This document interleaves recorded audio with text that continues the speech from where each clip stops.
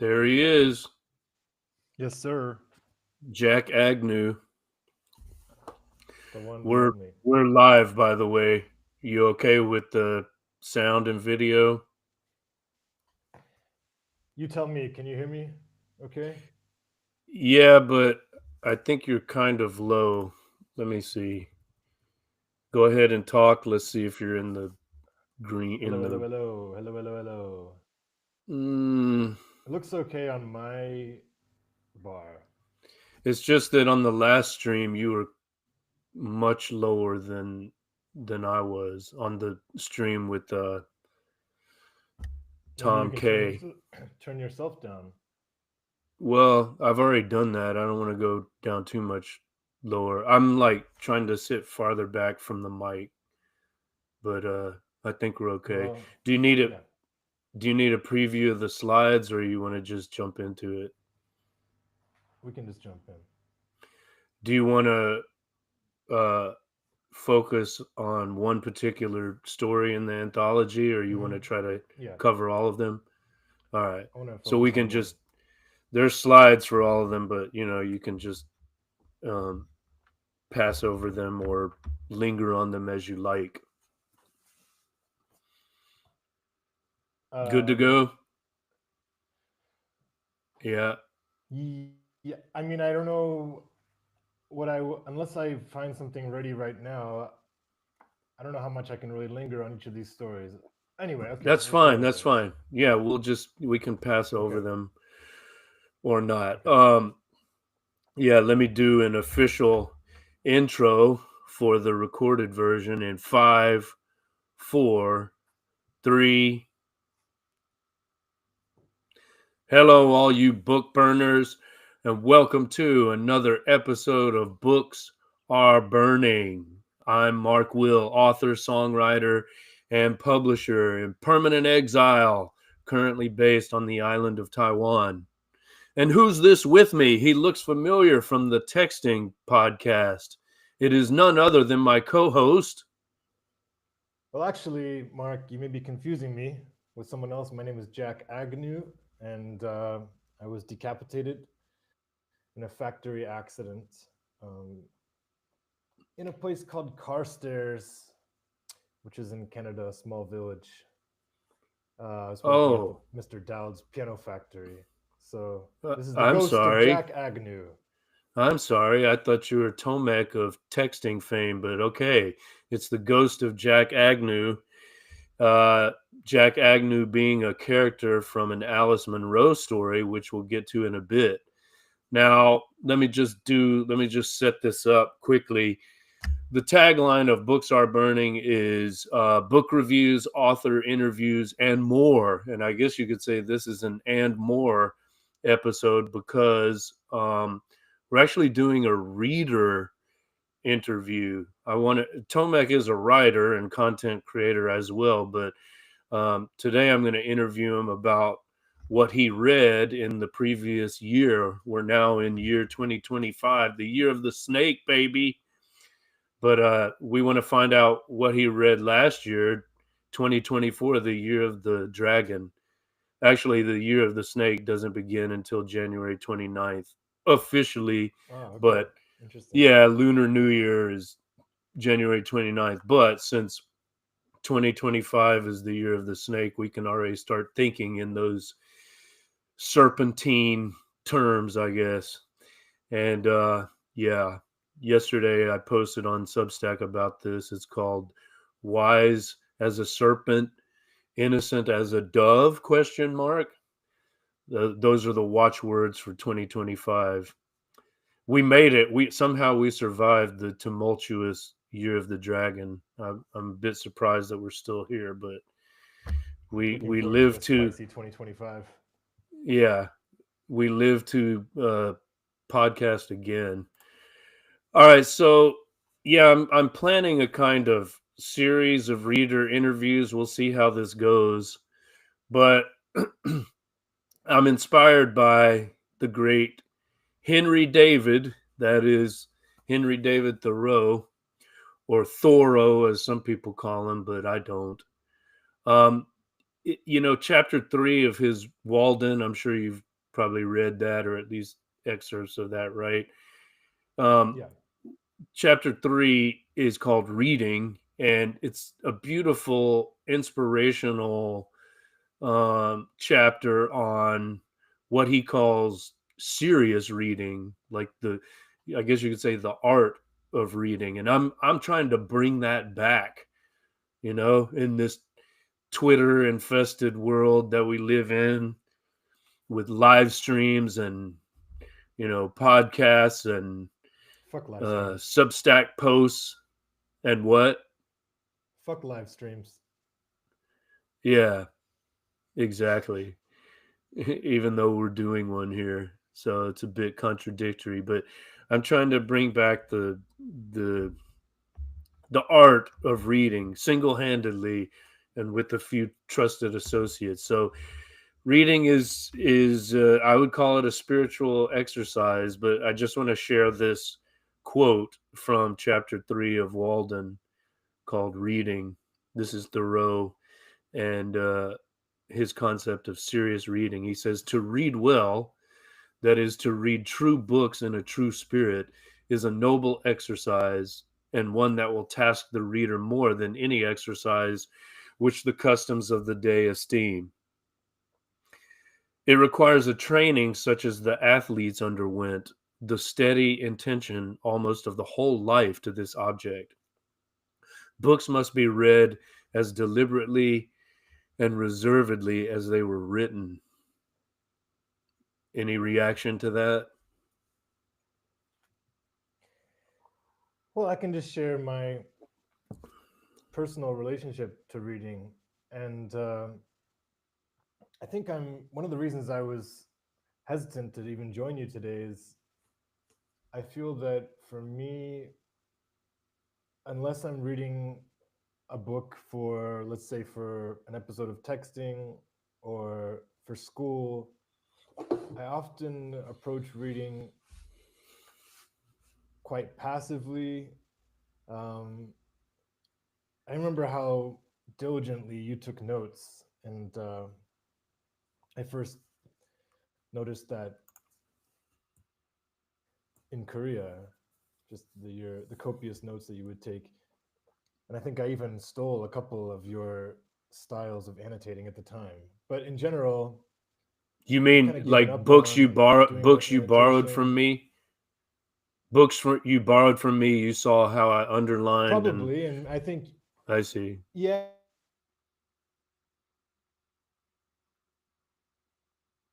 Oh, you're frozen here. Can you still hear me? so I mean I remember my high.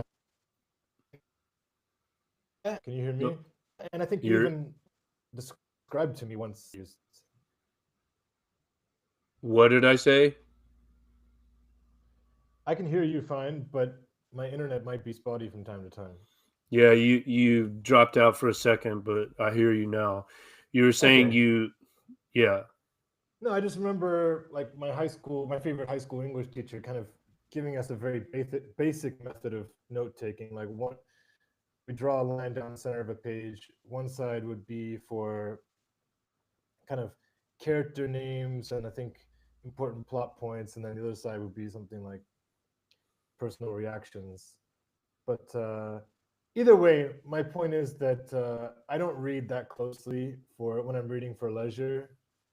The only thing I Mhm. will do, which is a slight idiosyncrasy, which may be interesting to you, uh, I have a lot of OCD present in my life in a multitude of capacities. And the one that I employ when reading is like as often as possible, I do exactly what is going on in the text itself. So, for example, I remember all the way back when I was at university, like whenever there was a mention of a cigarette, I would go and smoke a cigarette. And now what I do is like anytime, for example, I'll have a cup of tea with me, and anytime a liquid is mentioned, whether it's beer, wine, water, I take one sip.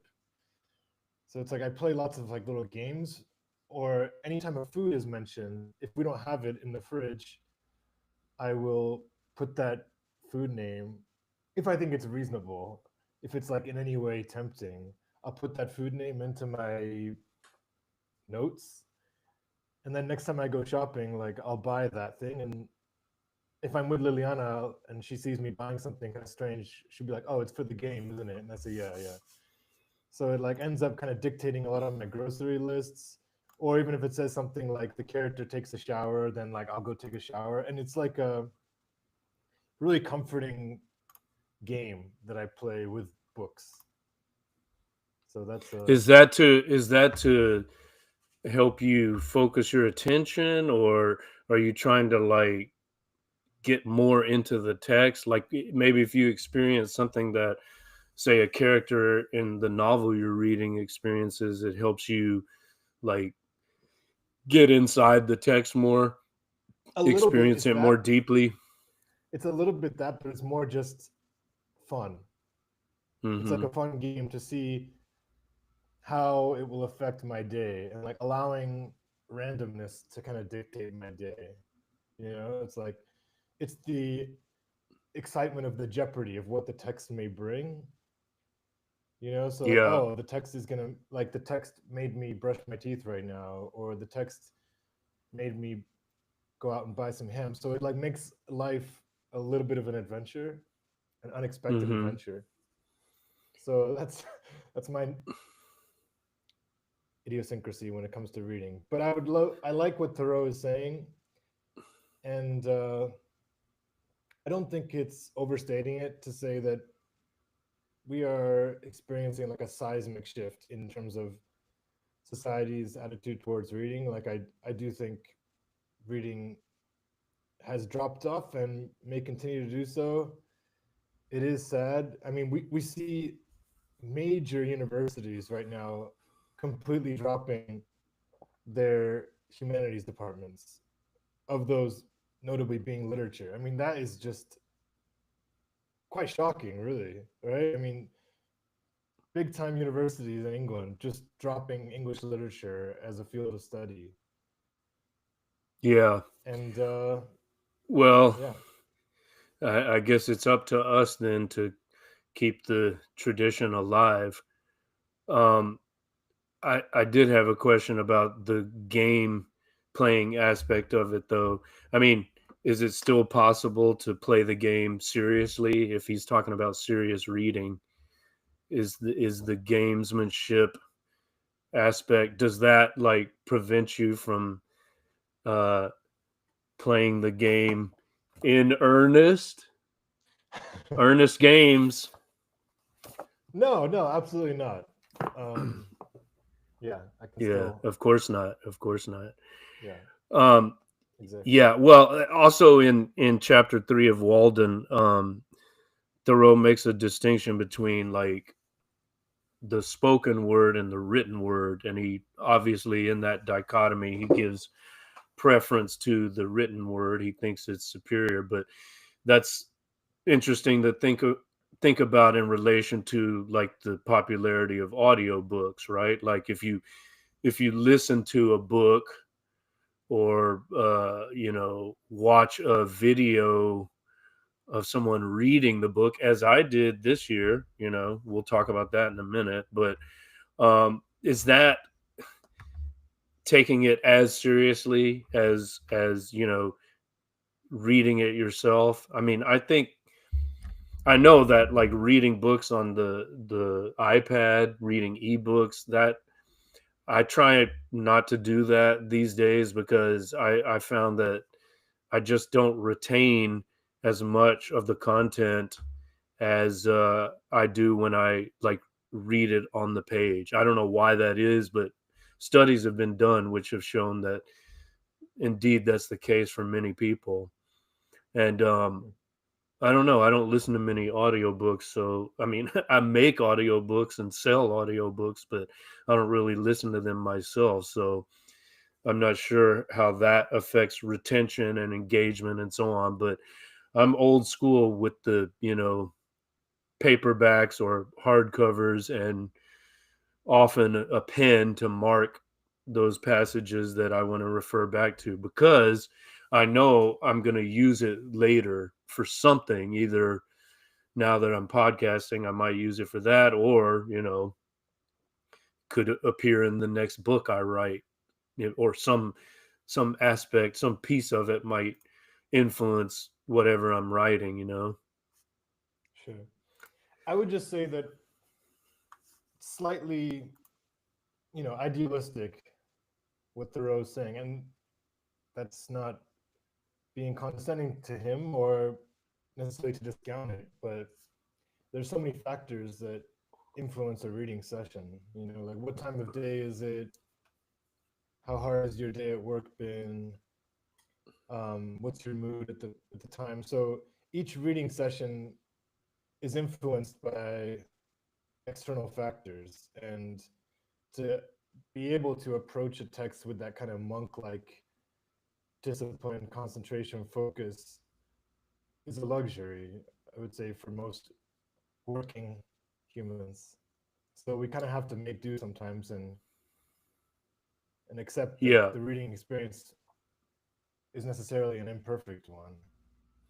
but maybe that's a good thing too. We appreciate it more because it's like a sacred um time that we need to carve out for ourselves. I mean, he talks about this too in that chapter, not to go on about it, but It's fine. he's been like busy setting up house, and like he talks about a volume of Homer that he had on his shelf or on a table or something, and he's saying, he's like lamenting that he hasn't had time for it because he's been so busy with practical matters. But he says in a way that helps him, you know, uh get through his day, right? Like it helps him, it gives him something to look forward to after he finishes those workaday activities. Sure. So He yeah. is living pre-internet, though. What's that? He is living pre-internet, and it's an Oh important yeah. Oh well, distinction. sure. I mean, yeah, that's another question. Has the internet and all our other distractions replaced reading, or is it doing so? Like, if it had been around in his day, would Thoreau have been like, watching YouTube? Well, that's the thing. I mean, I think I'm not really ready to endorse this view, but reading is a different type of stimulation, and I would say it's less carnally satisfying, oftentimes. Right? It's a slower burn than A slower burn. Yeah, there's not immediate than a YouTube gratification. video, right? And sometimes we don't want that slow burn. Like it's just not satisfying enough. I mean, that's That's a just good like the same point. as anything in life, right? Sometimes you're just gonna eat the unhealthy food and you know it's unhealthy, but it doesn't matter. Yes. Like, and that's not even saying that the unhealthy food is bad, right? It's just like sometimes that's what it's all about. And like Yeah. reading is struggling in that competitive market right now that with the other types of stimulation that's on offer. It's a So true. Yes. Yeah, and I don't know how I feel about that either. On the one hand, it's something to mourn, but on the other hand, it is what it is, as they it is say. what it is. All right, As Mark so Twain let's, says. What song yeah, is that from? it is what it is. That's the track That's title too, right? It's a good one. literally the name of the song. Oh, that's going in the show notes now. Please, It because it's is really good. what it is. All right, so sorry that the font you sent me had to be changed, but that's Google Slides for you. I'm I think used it to it. still looks Yeah. okay. So let's get into what Tomek read in 2024. Here begins like the I don't know, the meat and The potatoes of the Vanity program. Project. The what? The Vanity Project. The Vanity Project. Well, they're all vanity, right? Vanity of vanities. Yeah, yeah. That's what I said to your boy Craig, right? When you guys were potting about the was it the Oh, Dark about Side Redux or the Dark Side of the Moon Redux. Yeah, every project is a vanity project to some yeah, and you degree. guys didn't really didn't really deal with it as much as I wanted you to. I mean, I wanted you to be a bit more confrontational about it, but I think you wanted Well, more maybe we to can get the into that harmony. in the follow up episode on the new Gilmore album, which you could also argue is a vanity project. But anyway, vain as it may be, we want to know what Tomek read in 2024. So I already knew some of this because we covered, several texts on our Right. podcast texting. Those of you that don't know, well, you should tune in because it's an amazing experience to listen to It us is. witter on about text. But yeah, together we read uh well, not always in their entirety. I didn't read all of the second book that appears in this slide, but let's just go down the list. We had You had read it Oscar though, Wilde's, apparently, well, a few years before, but ago. I mean recently. So going down the Sure. list here, we began with De Profundis, from the depths, Oscar Wilde, of course. And see, this is an example of a book I didn't read in its entirety. I had read excerpts before, of course, and I read some more excerpts in preparation for the episode. But I listened to an entire reading performance. What was it, 6 hours or something? I listened and watched on YouTube. Um, can't remember the gentleman's name, but very moving. I mean, he was crying by the end of it, or at certain parts of it. I don't Was know if that you a saw live that one. reading? I mean, Yeah, was it I for an mean audience? there's more than one, but yeah, there was an audience, and it was like a 6 hour marathon reading, and this guy, he had to stop to drink water, he had to clear his throat, but he soldiered on, finished the whole thing, and at certain points he was like getting emotional, tearing up, bawling even. Uh, but I think when we run out of yeah, content ideas for potting, we can just turn it. We can just start live streaming us reading live streaming, for yeah, hours. reading a whole text. Hey, man, you're giving me some ideas. Got to rack up those hours.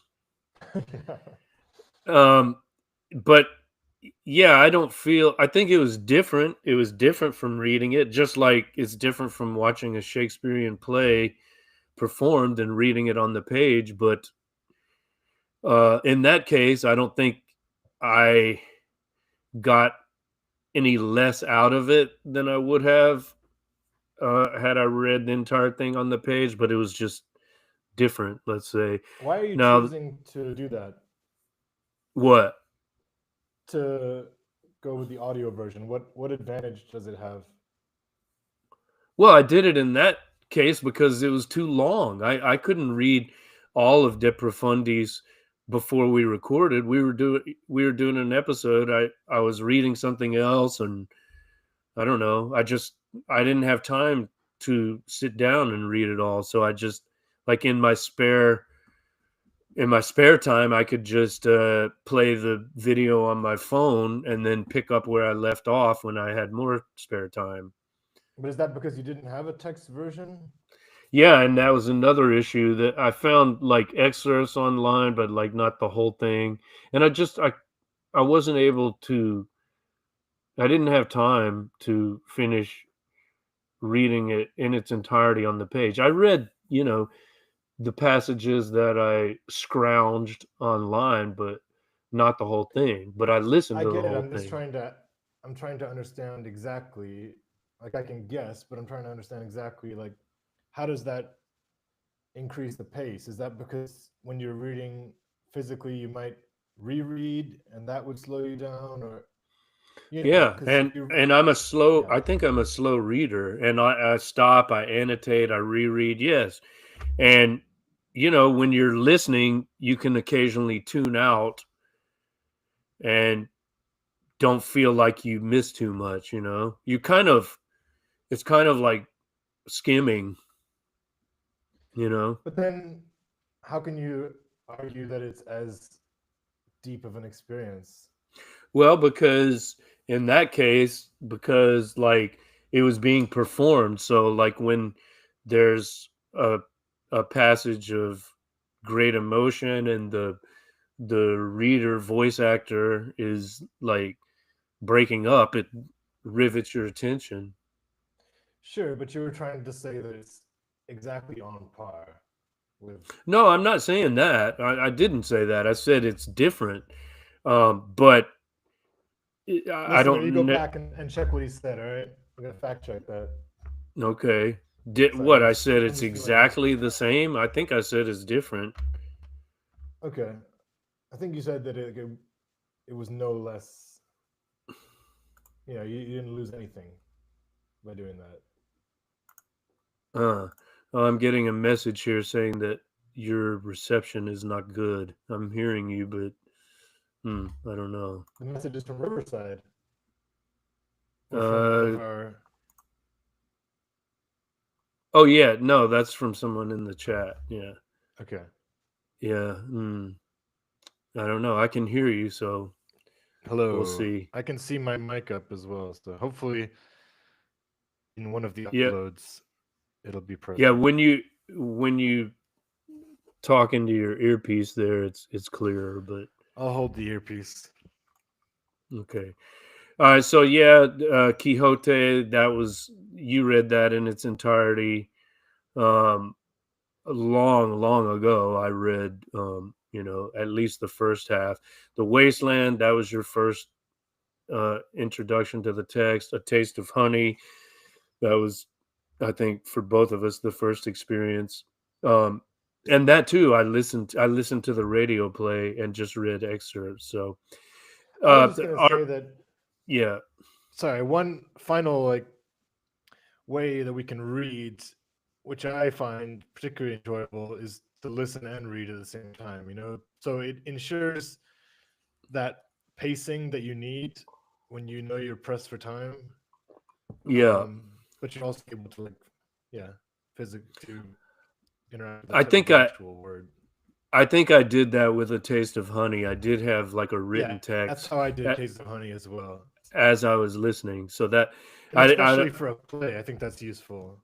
yeah, and I won't say that I like read every word, but like it was nice to have the text, and if I misheard something, I could go back and look at it. So that's always And nice. a play But like anyway, Taste of Honey, where you want to catch those accents, those Mancunian accents, yes, and the way that they pronounce certain slang words. Yeah, I think it's really useful. Mancunian. Yes, Shout out to the northern peoples. All those are right, so Putnams in the house. yeah, yeah. At least we don't have any Devonians lurking in our chat at the moment. But you're welcome to. We love you all. We love the South as well as the North. Um, yeah, so we've covered these in much greater detail. I'll include links to those episodes if anyone's interested. Uh, so this, yeah, well, actually, you put these two together.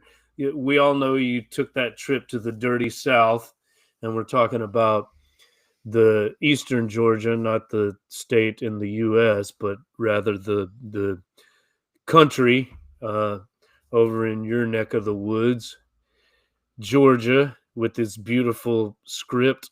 But you read a couple of books. What, you just picked them up at a bookshop, or they were at your guest house, or what? Yeah, these were both featured.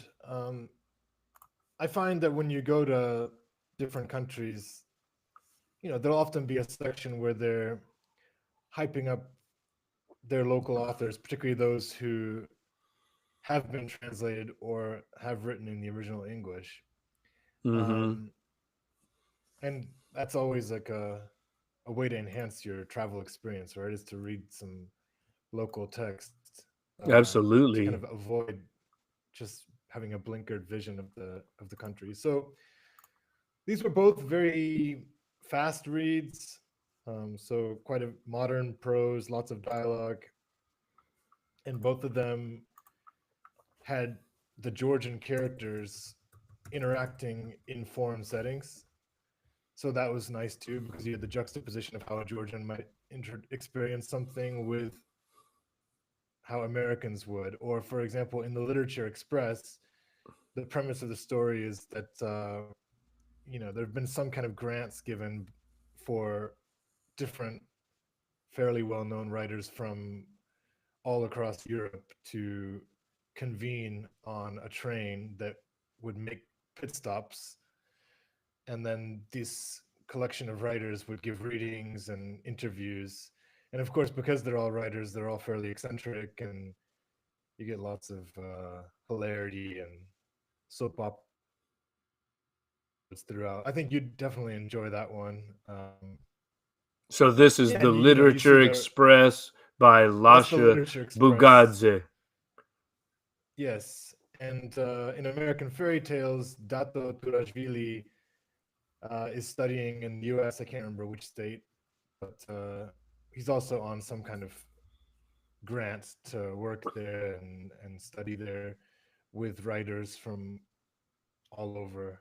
And yeah, I sent you one episode in which we assume it's a true recounting of a conversation that Dato has with Kurt Vonnegut, and yeah, both of these writers fall in love when on their travels, and generally doesn't work out, but that kind of keeps your attention as well, like the love story. And both have a dark sense of humor, maybe particularly in terms of Georgia's relationship to political independence, to Russia, maybe to its own struggled or fettered history.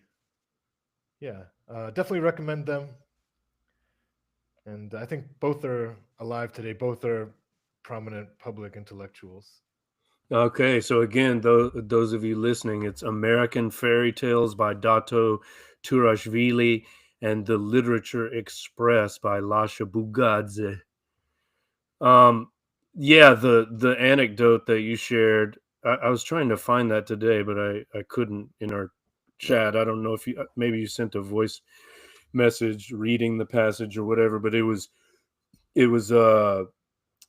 Vonnegut talking to Mr. Turashvili, I guess, about Kerouac, right? And what did That's he right. say? What did he say? Like Kerouac, I think he slagged him off, right? yeah, he said something like, "Don't," but you realize Kerouac was just a horrible drunk or something. Was it that? Something like that. Yeah, it's Yeah, something. He dissed him a bit, which it's interesting because we're Kerouac fans to some extent. Like, I was never that enthused by On the Road, but the Dharma Bums really, you turned me onto that, and I mean that I very much enjoyed that. it may be also a Uh, comment on Kerouac's kind of growing conservatism as he gets older. I think it's well known that he lost a lot of that youthful idealism and hmm became a bit of a miser. and a friend of William Buckley Jr., CIA asset. Um, yeah, everything connects to everything. We did an episode on the Dharma Bums in season 2, I want to say. So put that in the show notes as well. All right, let's move on. These are some American classics, I guess you could say. Um, Fahrenheit 451, Streetcar Named Desire, and I particularly wanted to ask you about your experience with Bukowski. You read his Ham on Rye. Now, was that your first Bukowski novel? I had read another Bukowski earlier in the year, and I can't even remember which one right now, which is a testament to. Post Office, Women, Factotum, Pulp. There's one other. What am I It may even forgetting? have been multiple of those, but Okay. I'm just checking. How did you find it, Ham on Rye? Physically, or how did I enjoy it? No, well, yeah. How did you? Well, both. No, I mean it seems to be in fairly large stock at the St. Petersburg bookstores. So, just for the record, I'm more comfortable talking about Fahrenheit and Streetcar, but yeah, I would say Bukowski's strength is readability,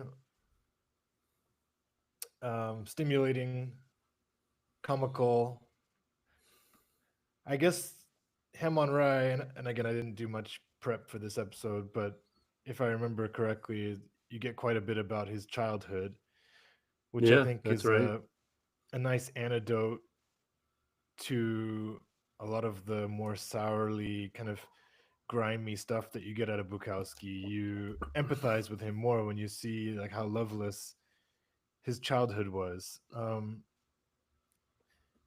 Seems to me that he's done the best he could with his circumstances. I don't see him as like obviously as a spiritual role model. Um, there's a certain aspect of like cynicism and destruction, I think, with the Bukowski book. But that doesn't mean he's not brilliant or an amazing artist. And you? Well, I look back at my notes because there was a year when I read all six Bukowski novels like consecutively. I was on a tear, like I couldn't stop. And in my notes, I keep all my notes about reading in this raggedy ass oversized Nice. notebook that I've had since Korea. But it was 2015, so that year I read all six Bukowski novels, and I remember this being my least favorite. And by the way, the other one I was trying to remember is Hollywood. I think that makes six. So I mean, I liked it, but it wasn't like my favorite. My favorite was actually Pulp, which is not one people generally talk about, but that was amazing. Of course, That may have been the Post one that I Office and read. Does Women. that it starts out with a private detective? Yeah, that's it. That's Yeah, Pulp. okay, I read that. Yeah. And there's a character called Celine, which is a Right, yes, reference yes, to yes, yes, yes. Yeah, yeah, yeah, a yeah. reference to the Of French course, and author I that read Celine this year. I should have put that on my list. The yeah, Journey, that to the was a end of the major night. book for me. Yeah. Yeah, that was fantastic. These both of these were paired with me for with Carlos. These Celine and Bukowski are two of his Okay. favorites. Well, Particularly, that he was yeah, really into those Celine. are yeah, there's definitely a connection there. Um well, okay, well, what do you want to say about Fahrenheit 451 and Streetcar? I've got a Tennessee Williams story too, but go ahead. Well, You first. Fahrenheit is obviously like a kind of like on the either on the middle school or the high school canon in a lot of American Yeah. universities, and in a way that's slightly off-putting, because you just has an element of like mainstream cringe to it. But Yeah. I wasn't sure if I had read it before, and I was reading it in preparation for teaching it, and yeah, I just found a lot of it so prescient and haunting to some aspects of my life today. For example, the narrator's wife. I remember she'd always be going to bed with her headphones in, listening to like a bunch of just kind of random shit. And like I'm in the habit of, after my wife and I have decided to say goodnight, um, and maybe the cuddling session is finished and I turn over, like I often will put in headphones, and I just feel like, oh, I'm just like that. Like or generally kind of watching the way that our phones affect our relationship, or the times that my wife and I clearly kind of would just rather be on our phones than necessarily engaging, and just my kind of need to constantly have something on, something playing. I just feel like Bradbury's definitely speaking to that. And then Hmm. he's got these huge screens, right? That Yeah. the society is obsessed with.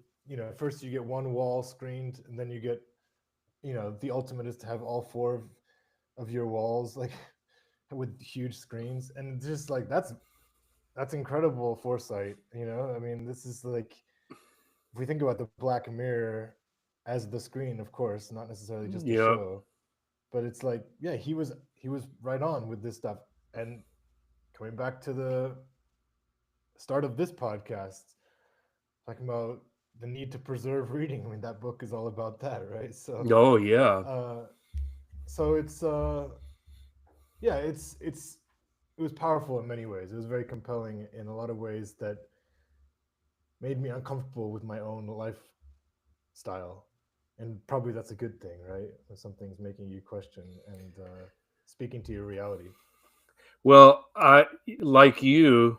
I'm not sure that I ever read it in its entirety. Of course, it's probably forced on me in school at some point, and I'm pretty sure I wouldn't have finished it just out of sheer a sheer act of rebellion. It's like you insist I read this, I ain't reading it.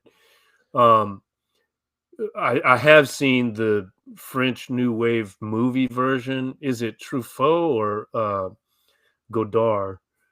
Uh, but anyway, I saw that, and there's a new movie version too. I think I heard Um, about it, but yeah, yeah, I saw you know parts of it on HBO or whatever. But I should probably go back and read the whole thing. Truffaut, by the Um, way. it's Truffaut, yeah. Hmm. I should probably go back and read the whole thing at some point. But It's tell me really good, about and your we should yeah, give props to teachers who are, it's a rebellious text fundamentally. Like, I get why you wouldn't want to read it, but yeah. it is a text that is speaking to the underdog. Well, it's like the canonization in the public school system and maybe private school system of 1984. It's like it's so interesting this that the official world would be like recommending this text because it's like revealing all its secrets. It's Well, we should like be what. grateful for that. Yeah, but why are they doing it? It makes you wonder, is this too a psyop? It's like this is the world you're creating or trying to create or have created. It's like it's so strange that you would be so open about it, so blatant. Brave New World, same thing. But anyway, tell me about your experience with Tennessee Williams. Was this your first play of I his? think so, yeah, and very impressed. Very grateful to be teaching a text like this to my students because of Mm-hmm. how mature it is, and how many topics it approaches from like a rather progressive point of view. Um, Progressive in a positive, with all the positive connotations. Mm-hmm. Um, I would say, just coming back to the topic of reading again, like, I see, as a teacher, I see how reading is dropping off. And I wonder if Cambridge, and here I don't mean the university, I mean the teaching program, institution that is Cambridge, which controls like a huge system of exams and so on, right? So like Cambridge have their IGCSEs, their A levels, and they're having to grapple with this new demographic of students who don't really read. And I think by choosing stuff like A Taste of Honey or Streetcar Named Desire, they're really finding a way to still make reading exciting for kids, because I just see how my students are a lot more willing to engage with plays, which maybe minimize the longer descriptive passages and kind of give you more of that like visceral hit all the time. You've got a lot more just straight dialogue. These two plays that we're talking about, there's a lot of scandal. So in this way, it's like yeah, it's a way to save reading, right? It's to kind of, you gotta make the type of texts that are being assigned hot enough for a modern audience. Yeah, I don't know what you think about that. I mean, again, that's sad in a way, but Yeah, but it it's gets I mean bums it's on hot, but seats. it's hot, but it's still great literature, I would Absolutely, argue. I sure, mean, but it has um a certain immediacy that I'm just yeah. saying. Other texts, like even reading Lord of the Flies with my students, there's considerable amount of descriptive passages that I almost feel like I have to apologize for Mhm. Oh, because right. the students just are not patient enough. Right, right. ADHD and all that. Um yeah.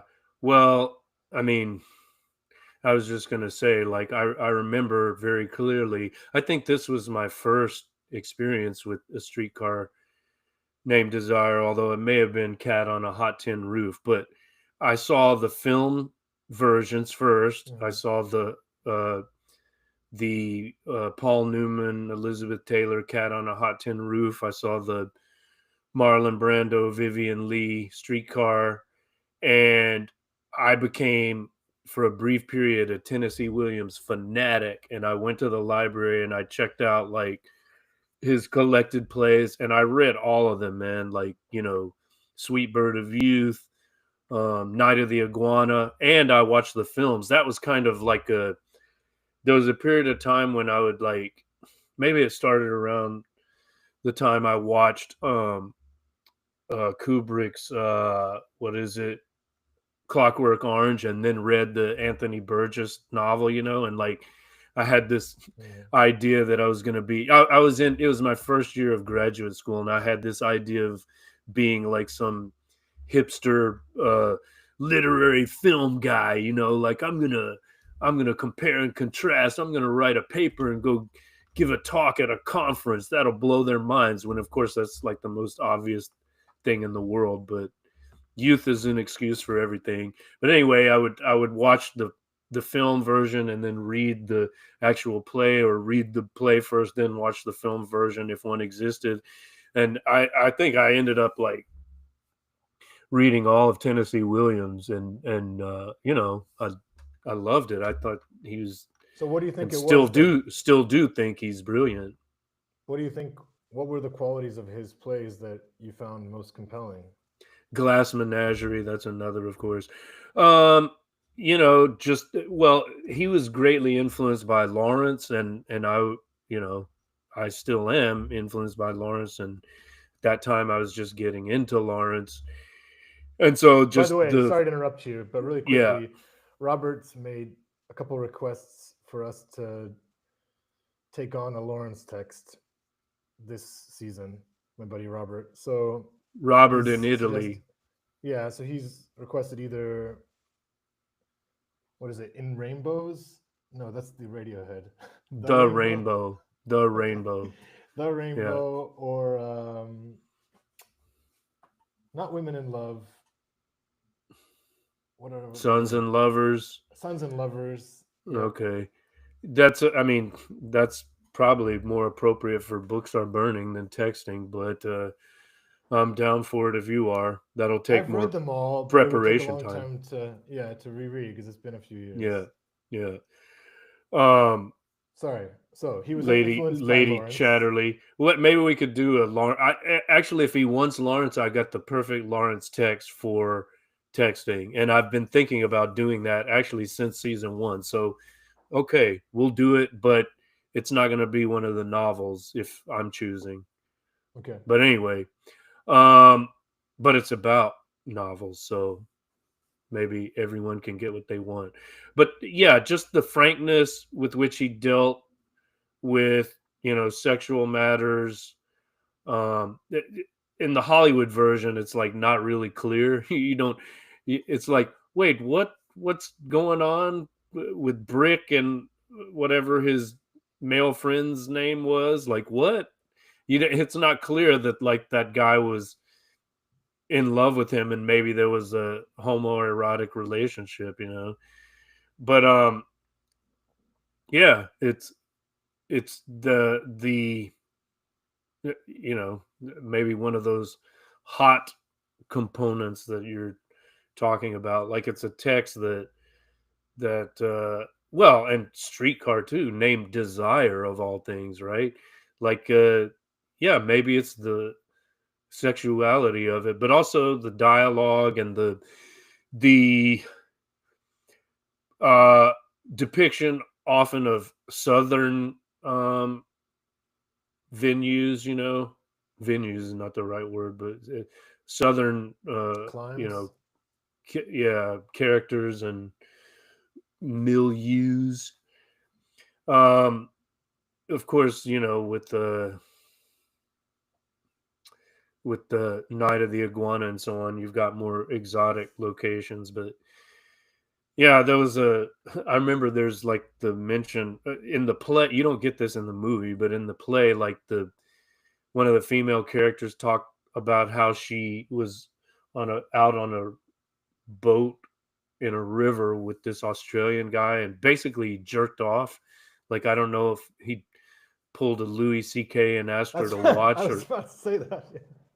I don't know if he asked Louis her to C.K. will watch, or he, forever be synonymous with yeah, public jerking off now. public masturbation. But yeah, I mean, that wasn't in the film. The film is really good though. It's with Richard Burton and is it Ava Gardner? But anyway, yeah, it's like, oh wow, you can write about that. He put that in this play. This guy's like an American master. They tell us he's great at school, and he's writing about real shit like this. So there was some of that, Uh, I think later he became a bit too like wrapped up in his drinking, mired in alcoholism and so on. But He Kerouac himself. he whacked himself. But there's a great body of work that he produced. All right, let's move to the main event. Oh no, we're Mm. not ready for that yet. We got a few more stragglers here that I wanted to ask you about.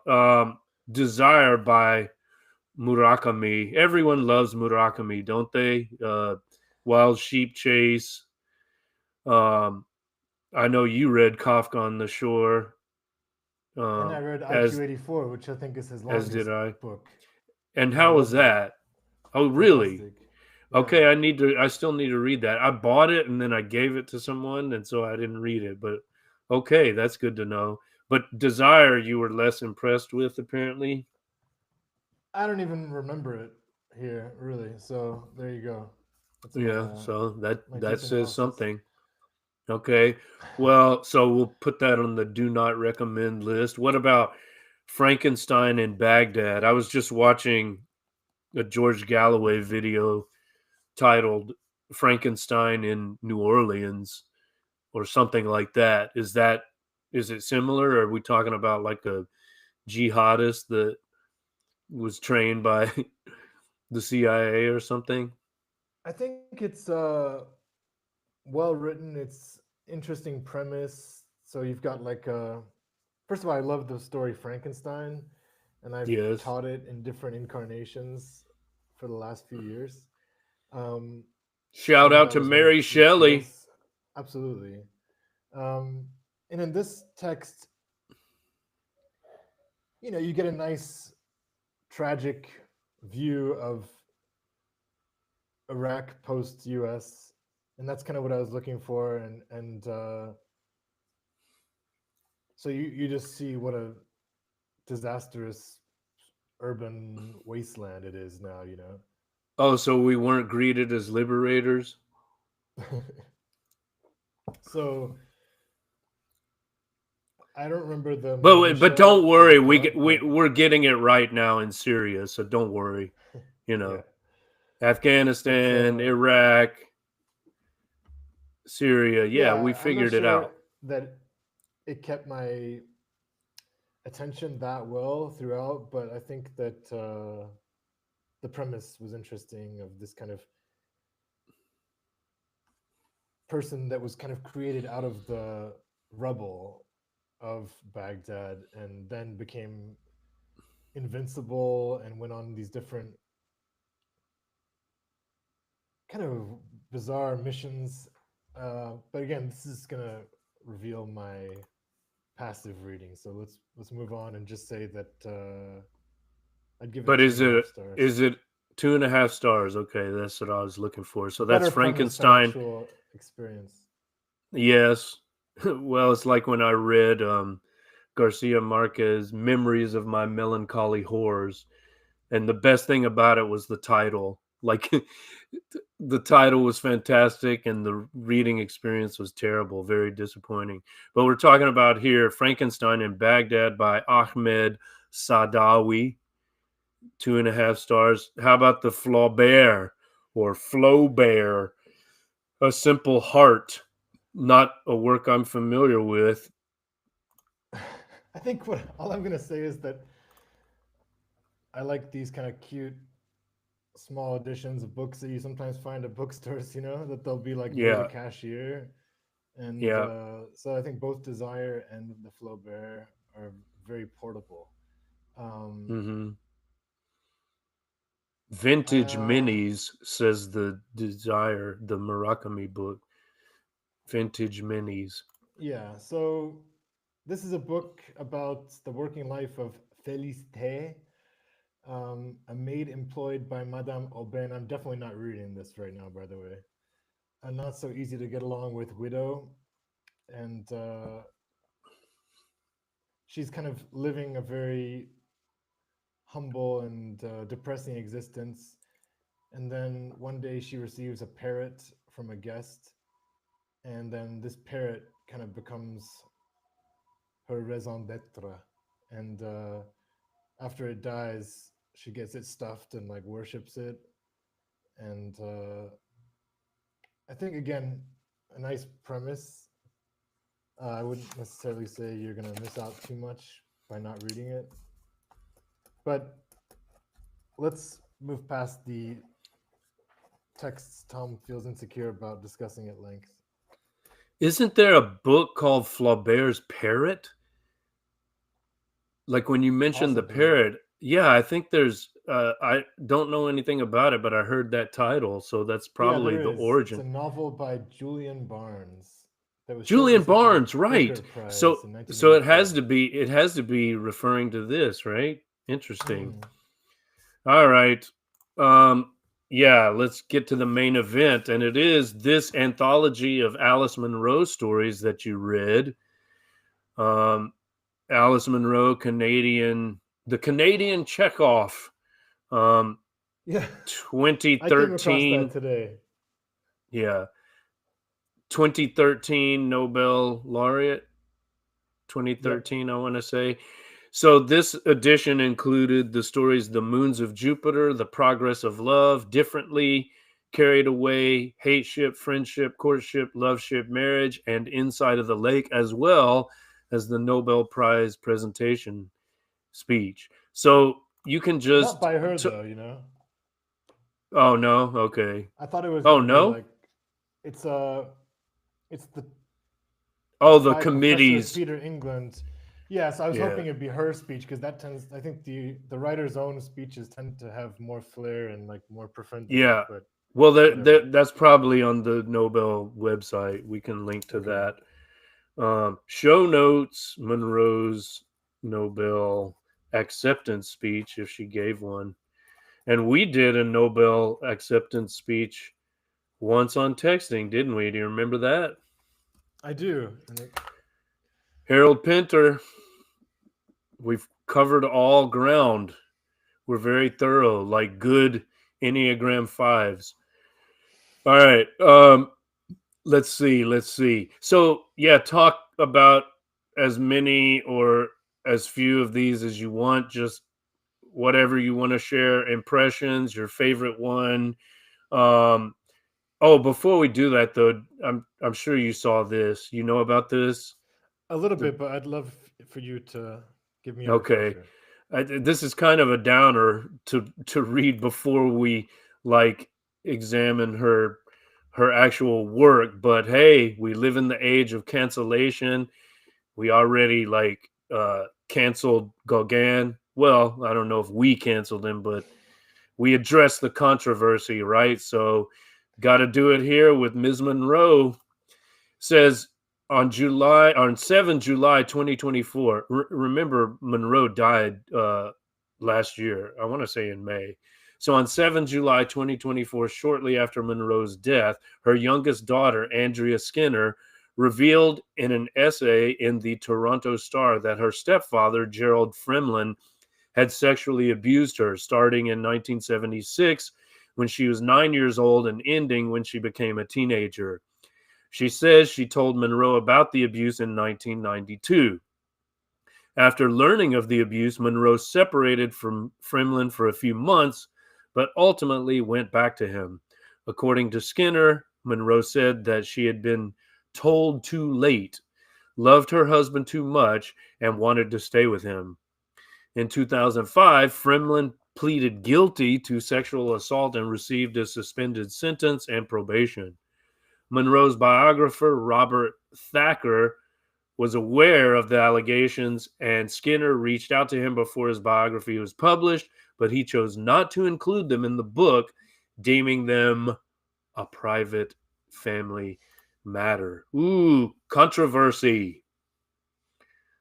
Pretty dark. Uh, I don't know. Any reaction to that? Uh, Remember, we talked about Philip Roth's comment that literature is not a moral beauty Yeah, pageant. Art I is mean not a moral beauty pageant.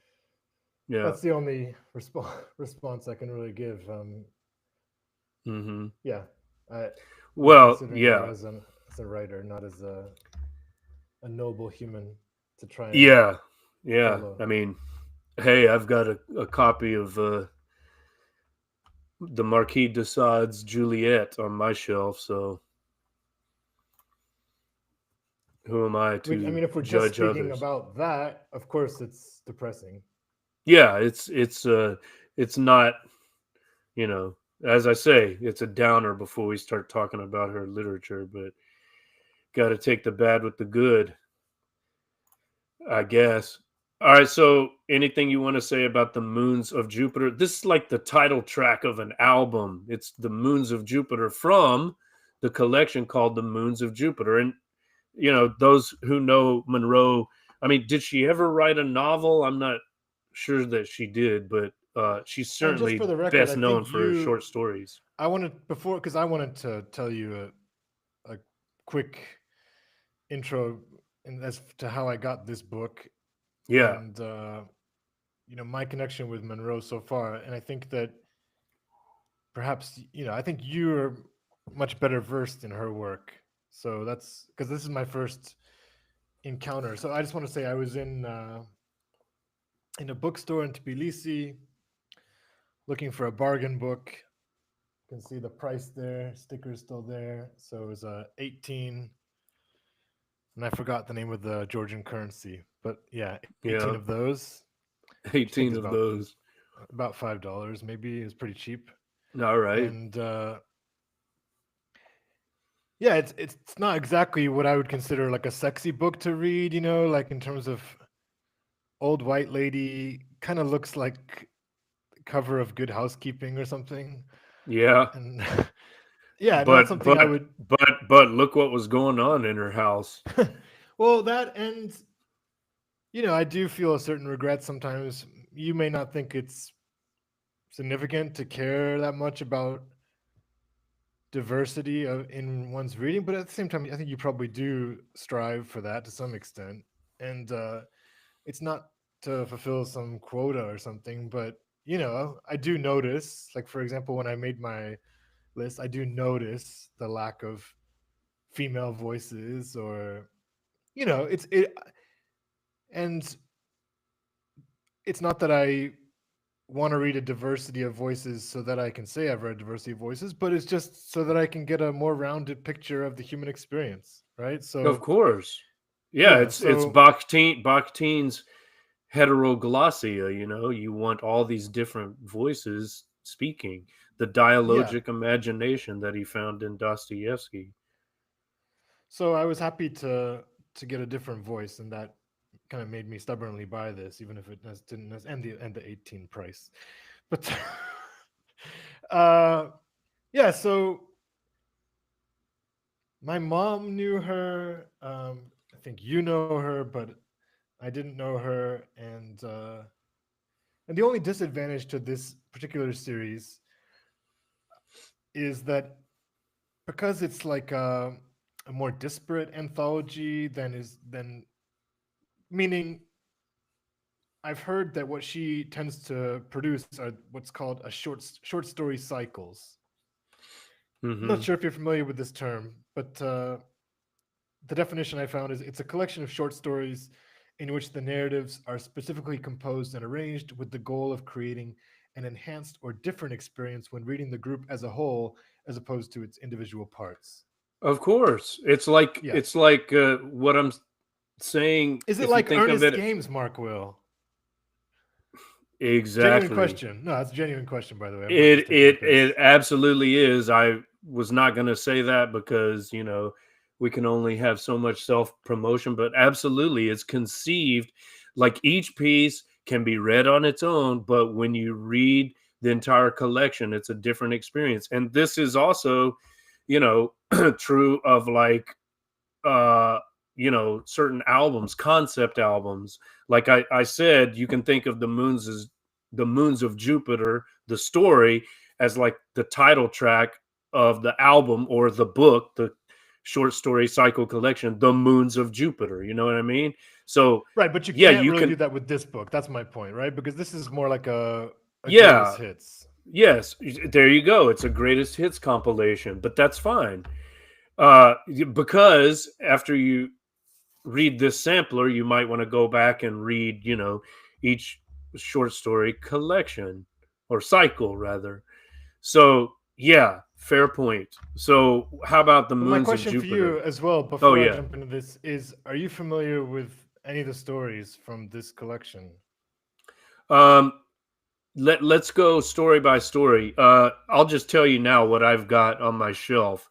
Um, Well, let me tell you about my whole Alice Munro experience. I look back at Okay. my notes. Here's the notebook. 2013, I read Dear Life. That's a collection, and I don't think there's a story from Dear Life in this Mm, anthology. no. I read Oh yeah, there is. There is Inside of the there Lake, is. Uh, which is the okay, last one. okay. So yes, I know I read that in 2013. I cannot find it. I don't know where it is. So I wasn't able to look back at that. Um in 2014, I read one of her nonfiction books, and I've lost the cover. Look at that; it's just completely gone. But there's the old Nice. white lady on the back.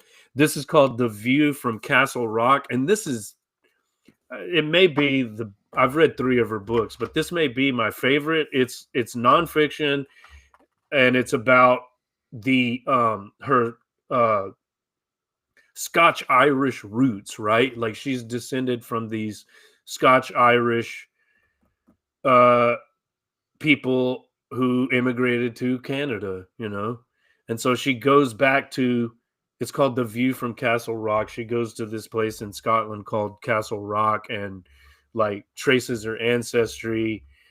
So it's kind of a genealogical exploration or investigation, but with like a novelist, or I should say a short storyteller's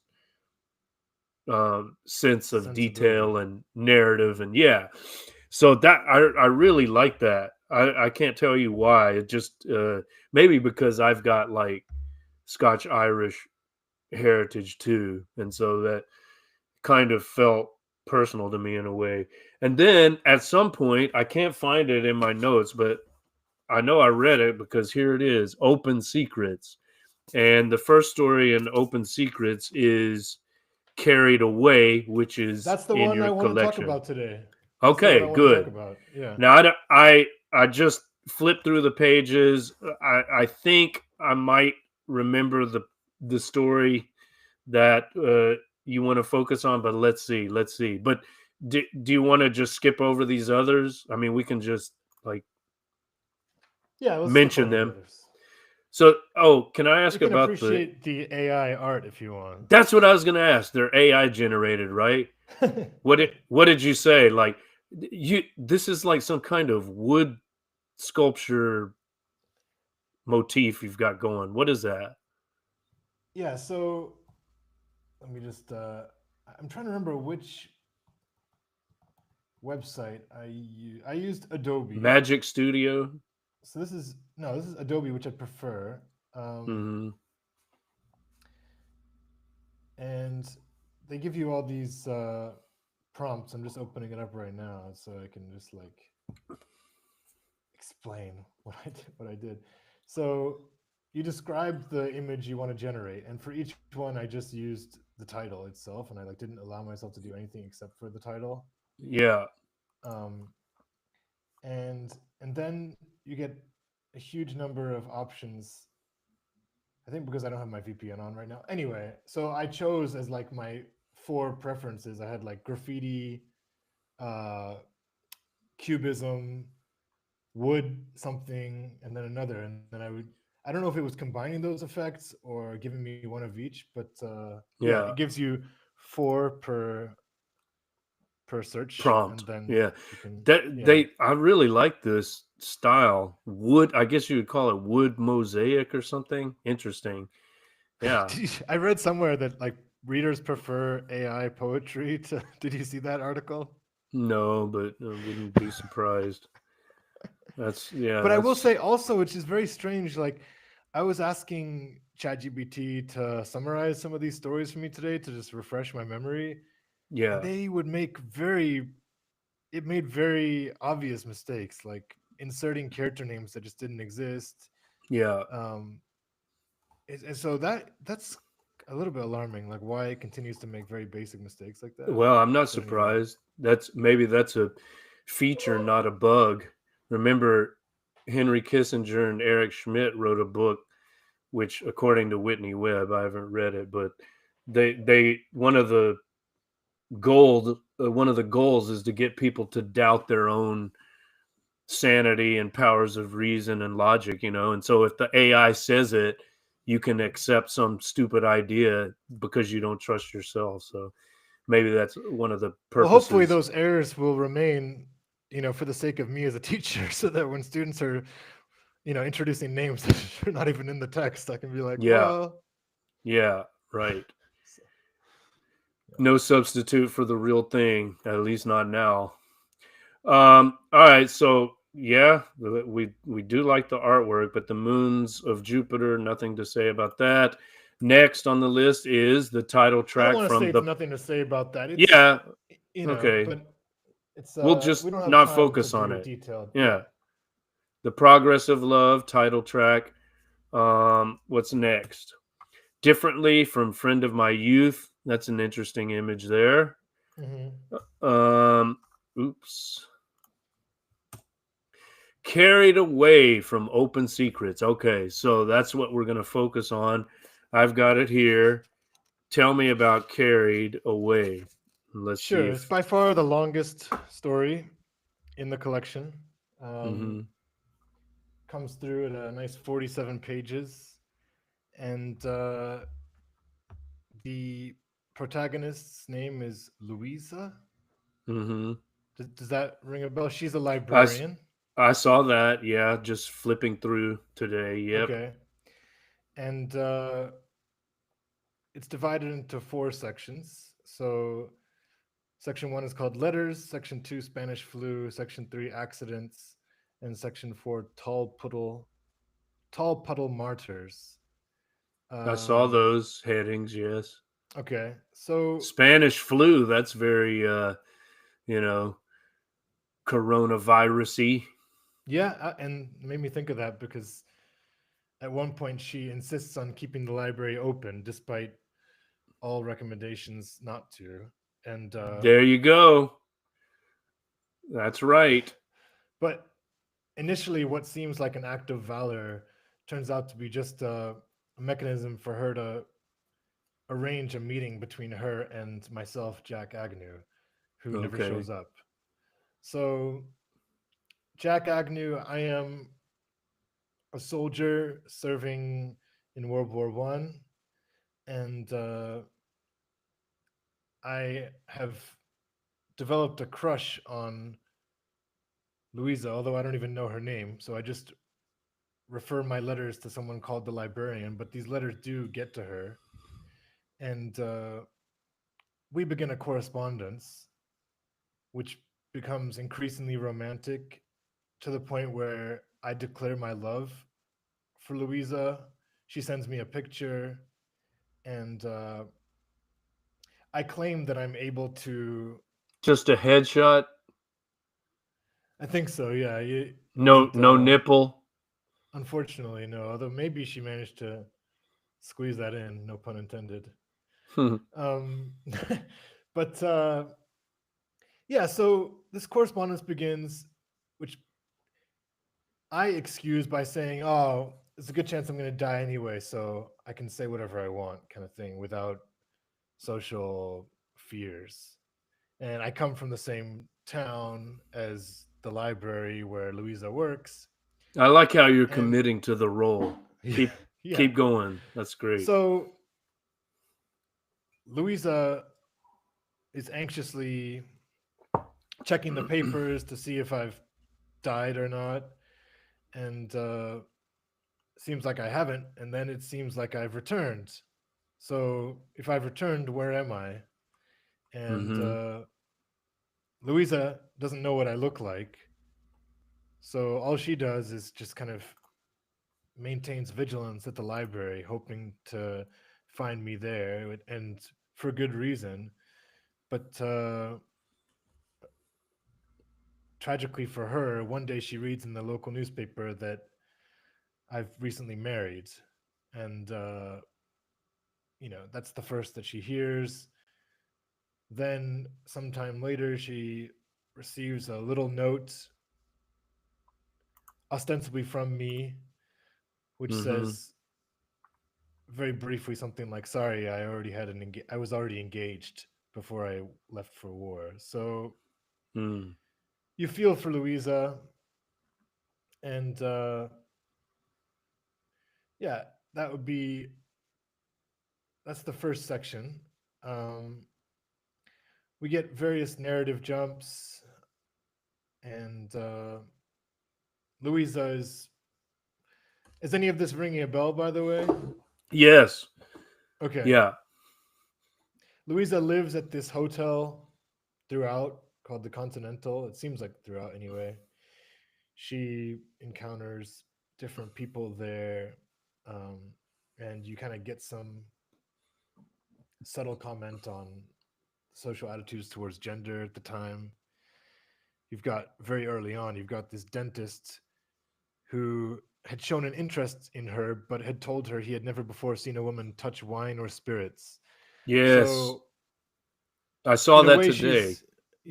she's seen as this kind of more experienced woman with a potentially colored reputation, or but at the same time, then she we see this romantic one night stand scene with this guy named Jim Frary, who's a traveling salesman, and he hears her story. She's been drinking whiskey. She tells him the whole story of Jack Agnew. I'm ditching my pseudonym apparently, Hmm. and then he takes her upstairs, and then there's blood on the bed, and it seems like, and he seems like he's shocked, like he didn't realize. So it's implied that she's a virgin, Right. which is which goes against this this aura that she had of the older experienced woman, the more worldly woman. Right. um uh I don't know if you want me to just keep doing synopsis. I don't know how useful that is. I mean, I'll give you a couple more basics just to close out the synopsis. So Mm-hmm. I did mention that I was decapitated, and Louisa finds out about that, I think, also in the paper. So Jack works at the main source of income for the community, which is a piano factory. And he's decapitated by the machines. And the owner of the factory, a guy named Arthur Dowd, ends up coming into the library shortly afterwards, and he's a widow at this point, and he gets into conversation with Louisa. He starts attending the library frequently. She kind of pushes him a little bit about my death, and implicit there is like some social criticism of kind of his lack of awareness about the safety concerns of the Yeah, workers. I yeah. mean, he Right. all he does is go and pay for the gravestone, and that's like seen as some on his part as Yeah. some great act of valor. But really, it's like now there's a widow and kids who have no means to take care of Right. themselves. But he soon after proposes to her, and they marry, and his business is in a state of decline for the rest of the story. But yeah, there's a thinly veiled criticism of capitalism. He explains once to Louisa that he has to drive this super fancy car just to kind of fulfill the reputation that he has in People's the expectations. Yeah. yes, exactly. So yeah, and then there's this kind of bizarre final scene where she's alone and she's maintaining the factory. Arthur's died. She goes to a neighboring village, I believe called London, and to check on her heart, and she bumps into Jack, who in reality has died. But now, Yes. yeah, you don't know if this is supposed to be like the ghost of Jack or if it's another person just with the same name. But they end up having this conversation where Jack tells her about his life now, talks about his wife and his kids, but his retelling like clearly goes against the reality that Louisa knows. So she decides not to contradict him. But either way, they have this exchange, and then we get one final short scene where Louisa is just arriving in the town of Hold Carstairs on. and Does is she taking a not job as librarian. hold on. Does she not unceremoniously cut their conversation short and walk away? Let's. You have the text in front of you or no? I do. Yeah. Okay. But our page Um. numbers will be different. Sure. We can still see. I think I'm confusing this with another story. But as you're like summarizing it, I think you're doing a good job of evoking that whole setting, time, both time and place, which is something she does very well, right? Like Hmm. you really feel like you're in early 20th century, somewhat rural but somewhat suburban Canada, you know.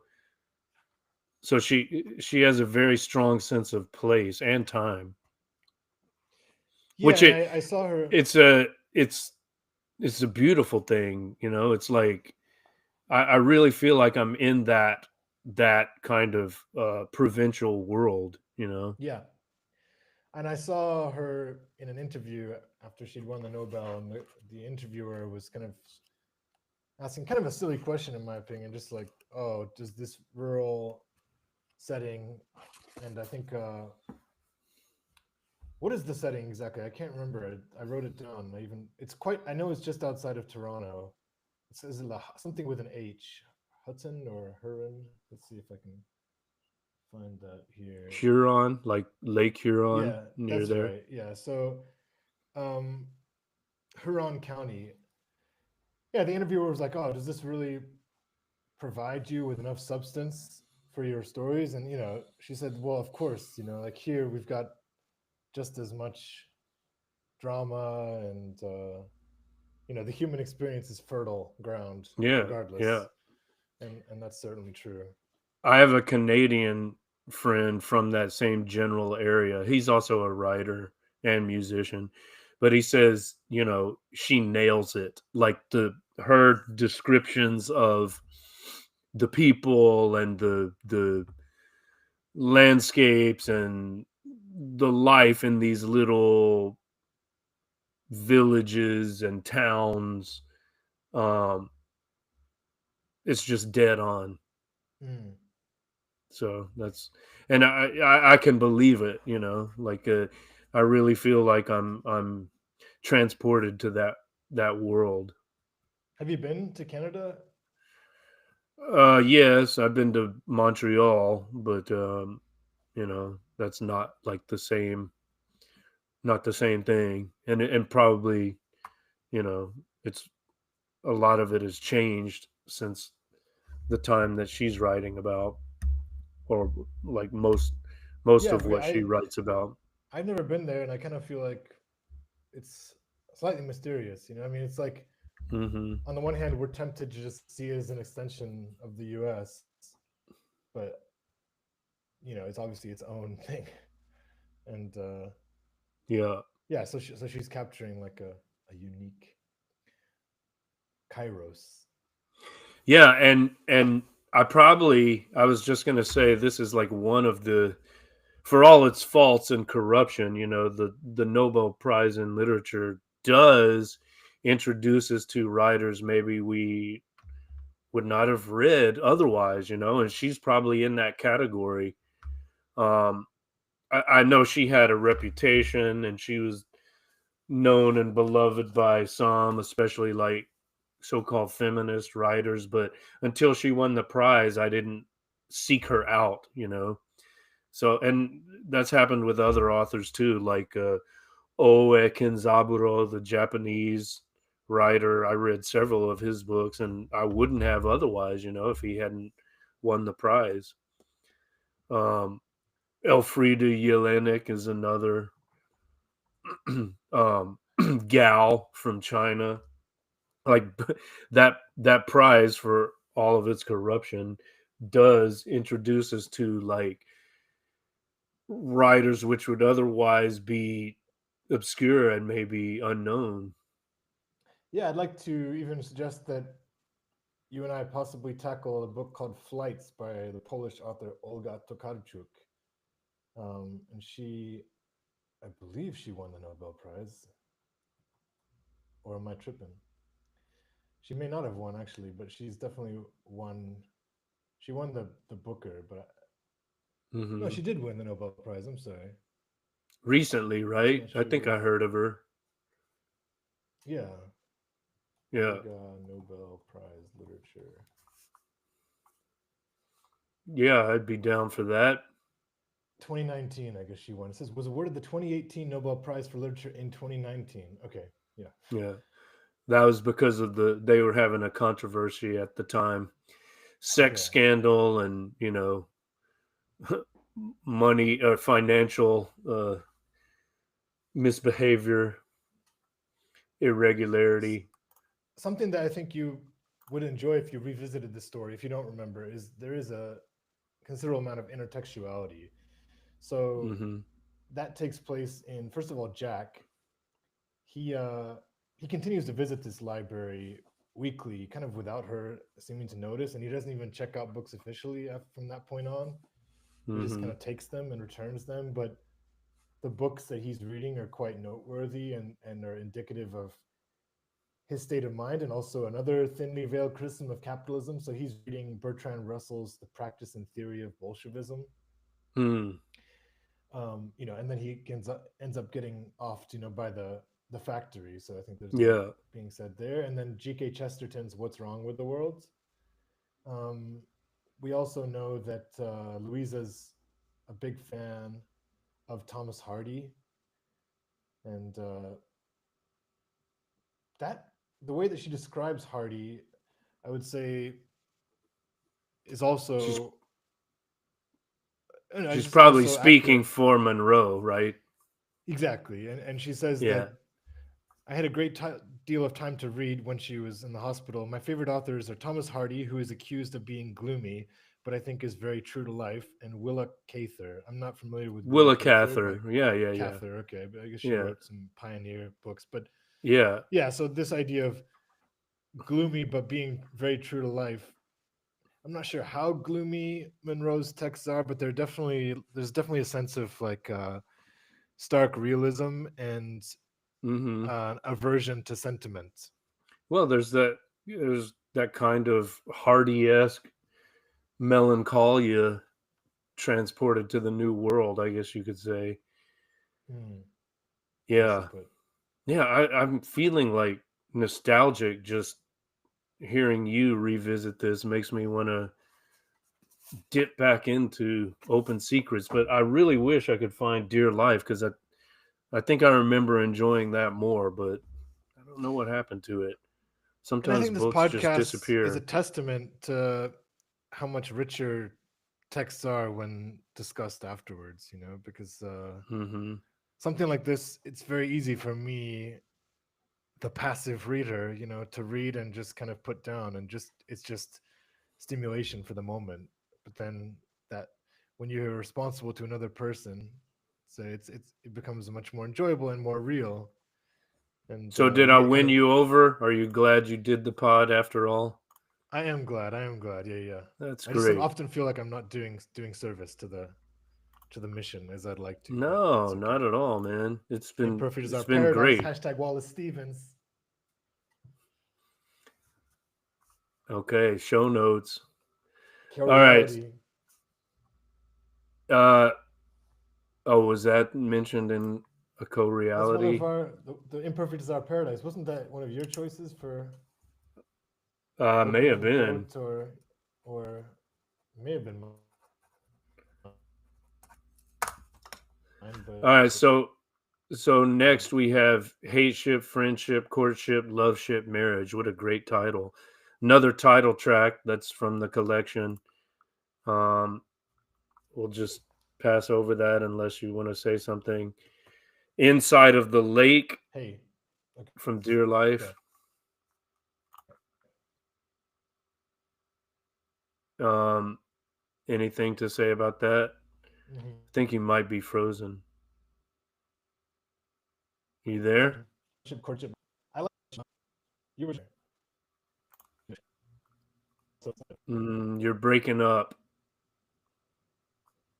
Are you back check on one, check hate one. ship, friendship, courtship, love ship, marriage? Just to say, I would say this was another story that was very impressive. Okay. Yeah, So check that one out, people. Inside yeah, of the yeah, Lake from Dear Life, the book that the collection that seems to have disappeared from my library.